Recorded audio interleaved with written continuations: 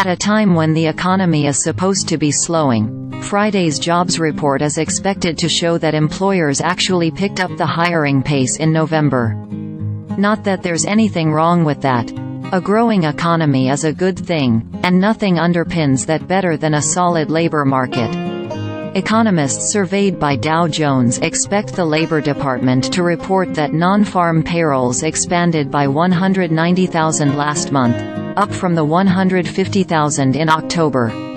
But investors and policymakers have been expecting things to slow down enough to at least allow the Federal Reserve to call an end to this cycle of interest rate hikes as inflation ebbs and the supply-demand mismatch in employment evens out. A hot jobs report could undermine that confidence, and put a damper on what has been a buoyant mood on Wall Street.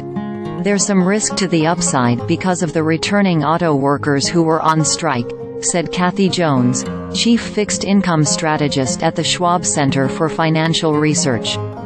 So it looks like a steady but slowing jobs market. Payroll growth has averaged 204,000 over the past 3 months, a solid gain though well below the 342,000 level for the same period in 2022. The unemployment rate over the past 12 months, however, has risen just 0.2 percentage point to 3.9%, elevated from where it was earlier in the year but still characteristic of a robust economy. However, there are a number of dynamics at play in the current picture that make this week's report, which will be released at 8:30 a.m. Eastern Time, potentially critical. Probably the most important data point outside the headline numbers will be wages. Average hourly earnings are expected to show acceleration of 0.3% from October and 4% over the 12-month period, according to Dow Jones. The yearly average hourly earnings level is not consistent with the Fed's 2% inflation goal, but it is off its March 2022 peak of 5.9%.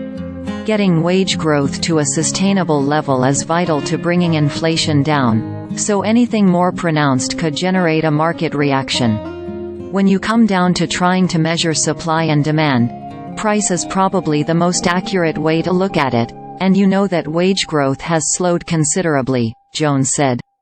So it tells you supply and demand are coming back on track. Outside of wages, the headline unemployment rate could get some extra scrutiny.